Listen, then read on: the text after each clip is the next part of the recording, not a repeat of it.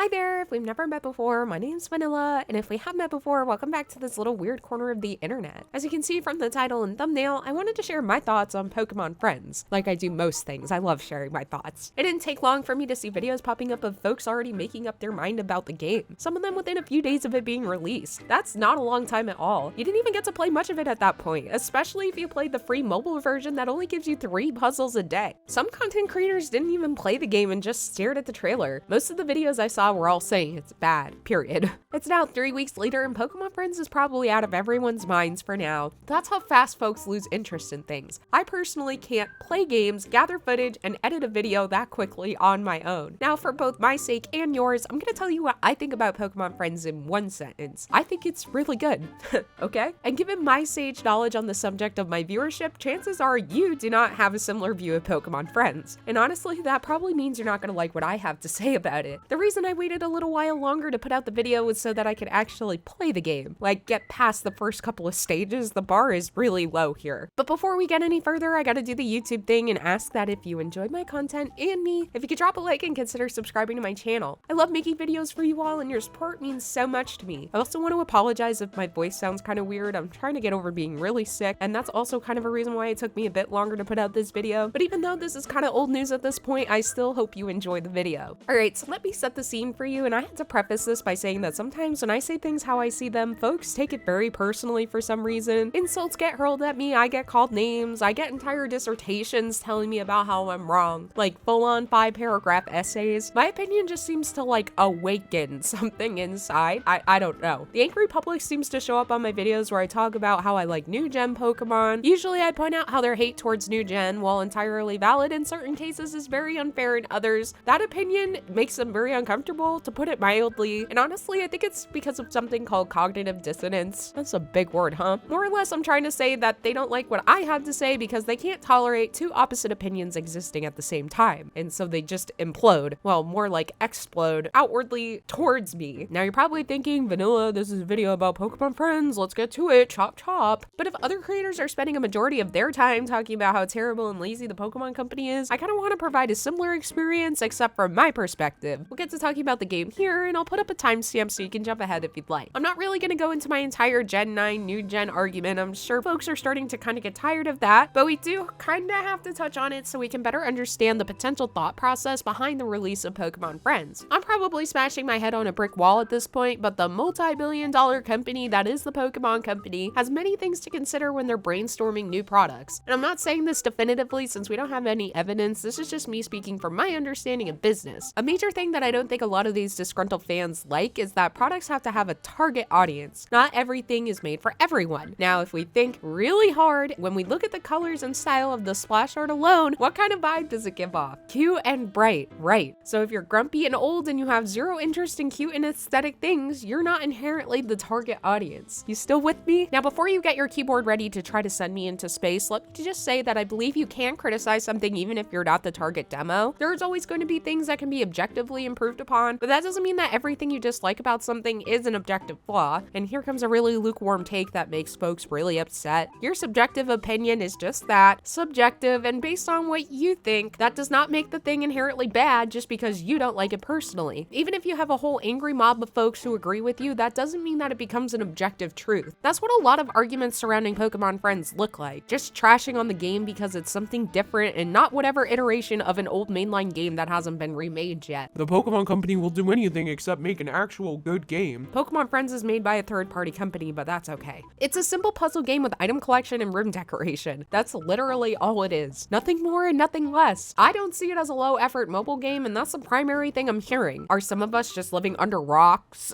Low-effort mobile games are those copy and paste Unity projects with insanely unoriginal gameplay loops. I think that Pokemon Friends has a very cute and chill vibe, and unfortunately I see it being dumbed down to, oh, it's a kid's game. While I agree that the target audience is probably younger children, that doesn't necessarily mean that's the only audience that will enjoy it. I hate that argument that simplicity equals low effort or childish. It doesn't. It takes a lot of effort to make something simple look very appealing because there's less for you to work with. But I don't know if we're ready for that conversation because that's boring. Commentary has to be negative because it gets that little part of your brain overactive for a little bit. It gives you that extra something you're missing in your day-to-day life. Oops, who said that? When I start writing and thinking about what I want to share with you all, this is kind of where my mind goes. Most of the time I put it on the back burner and strike it from the script, but I don't really want to do that this time. I don't understand the legitimate hatred towards a video game franchise. Pokemon is one of my biggest special interests. I spend most of my days surrounded by Pokemon content, and if you don't know anything about special interests, the most important thing to take away is that they're very strong feelings about a particular subject. It's something that's hard to describe if you don't really experience it for yourself. For some folks, their special interests may be construction equipment, historical facts, or in my case, a video game franchise. But if someone says something I disagree with, most of the time I'll keep to myself, even though I may feel very strongly about it. But when things start getting blown out of proportion and there's no one pushing back, I start to get a little bit bitey. I'm gonna go for the angles. My opinion is never gonna get as much traction as the loud haters that get tens or hundreds of thousands of views, no matter how hard I try to get my voice out there. Positivity and happy vibes just aren't something that get as many clicks, especially on YouTube. That's just the way things are right now. But hey, here I am and here you are, so let's get into talking about the game. I don't know who was in charge of the graphics or design, but this game is adorable, and that's putting it lightly. I feel very strongly towards how cute everything is. From the design of the main room to each individual Pokemon, there's so much effort and detail put into it. And for those of you who may be unfamiliar with everything in the room here, let me give you a tour. We have this little calendar that shows how many days you've signed in, and you get to choose a stamp that you want to use on that particular day. You can unlock different stamps by completing certain missions. There's this little medal in the top left that shows you what level you are in the different mini games and how many times you've completed each one. It will also display your high score. I've played a lot of this game and you can see that some of my high scores and max level are relatively low in comparison, but we'll kind of talk about that later. There's this huge Pokeball machine and you really can't miss it. This is where a huge part of the gameplay loop comes in. After completing each set of 3 mini games, you'll be granted a bundle of yarn, and there are a bunch of different kinds. You put the yarn into the machine and out comes a plush. They're all 3D modeled, and if you know anything about me, you can imagine how excited I was to see more 3D Pokemon models. That's another one of my special interests. It gets better. If you go to the catalog, you can see each Pokemon you've obtained from the yarn machine. If you have the required amount of yarn, you can actually make them yourself, and this is a really useful feature for the missions because you need certain Pokemon for different tasks. But the second best part of the catalog are the entries that are written for each plush. They're only 1 or 2 sentences long, but whoever was in charge of the localization did an amazing job with the direction they took. They have silly sayings that are really Gen Z coded, like they talk about Sprigatito's toe beans. Like, yeah, we all want to talk about the toe beans. But for me in particular, you see this button here. This is my favorite part. You can actually inspect the models themselves. You can turn them around. But I spent quite a bit of time looking at each model. They're so well done. And I love the yarn texture that they all have. It looks really clean and not at all sloppy. As for the models themselves, I can't say if they're reused or not. I don't think anyone is really questioning this right now, but I'm gonna err on the side of caution and say that maybe some of them are really simplified versions of pre-existing models. We'll definitely be able to tell when someone manages to dump the files, allegedly. But regardless, they definitely look new and unique and amazing and cute and awesome. Okay, that's enough.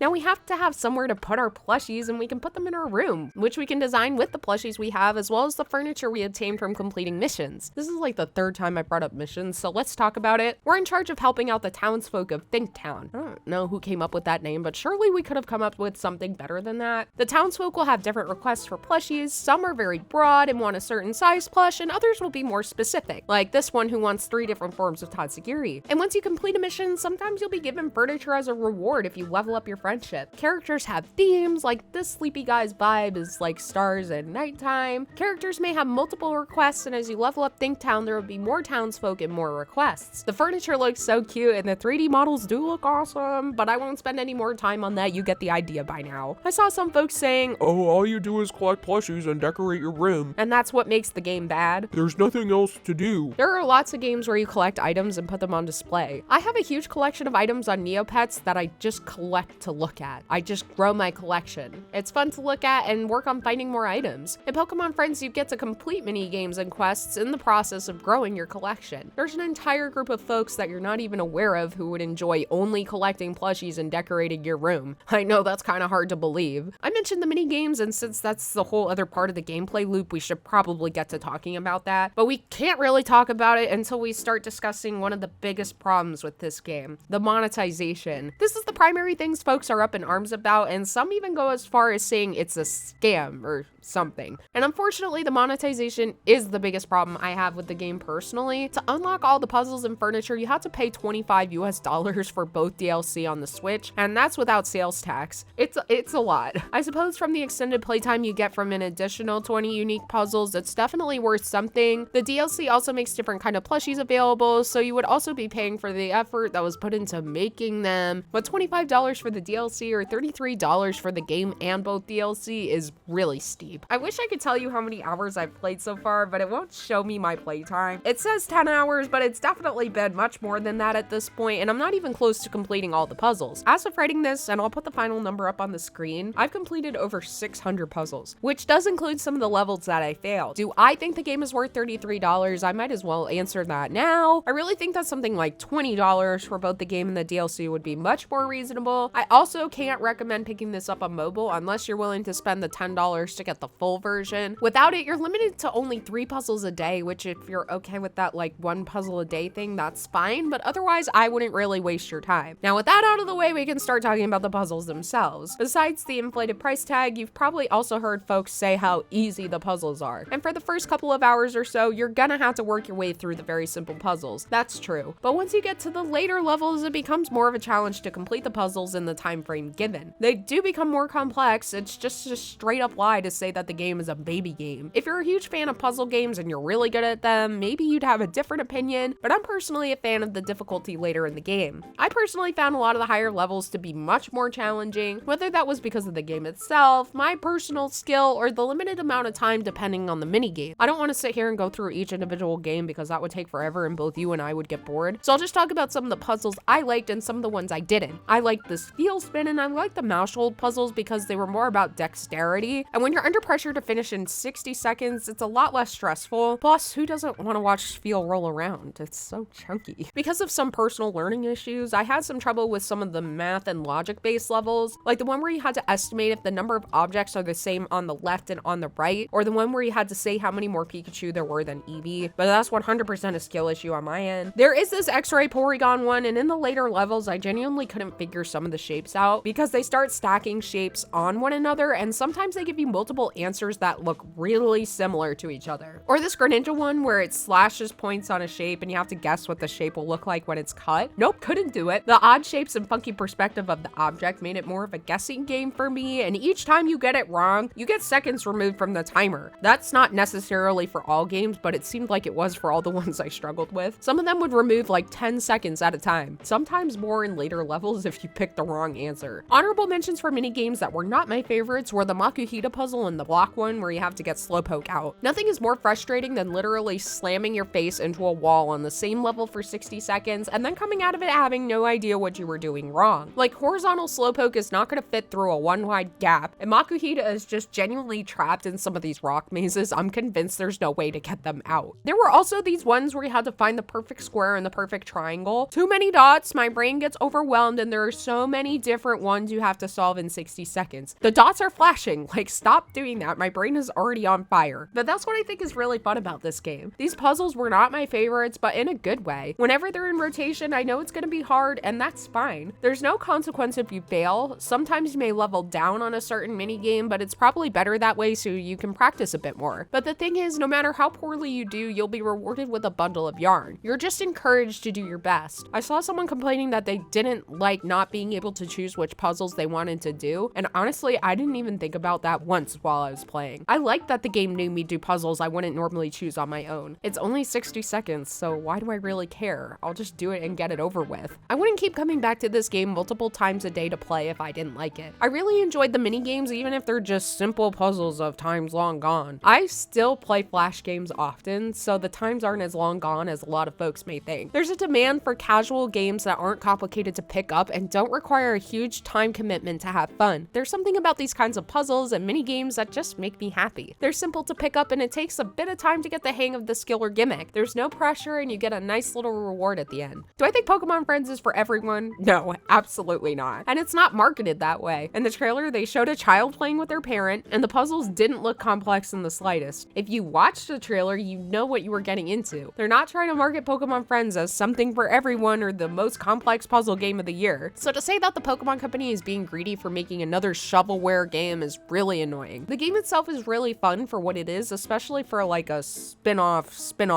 series. I personally wish the pricing was a lot lower, like a lot lower. I'm also kind of worried about what other DLC is going to cost and what kinds of things are going to be added. Is it going to be another $15 for each DLC? Is there even going to be more DLC? Is this just a one-off update? We don't really know, but those are some concerns I have. That doesn't mean that this is the worst game ever made. It's not the most soulless game ever made. At most, it's overpriced. But for now, I'm gonna continue playing and trying to see how far I can get. I assume that the gameplay will slow down eventually, but it hasn't so far. I'm having a great time collecting yarn and completing tasks. Pokemon Friends might not be for everyone, but it's not a scam and it's far from the worst mobile game ever made. So I wanted to thank you for making it to the end of the video. Originally, I'd planned to release a different video, but some things happened where I was pretty sure the game got deleted, so I decided to make this in the meantime. My next video will be about that fan project, assuming that nothing bad happens to it in the meantime. So if you still haven't liked the video and subscribed, it would be amazing if you could do that. Make sure to hit the notification bell so you know when I release a new video. So I hope you have an amazing day, and I can't wait to see you again next time. Okay, bye!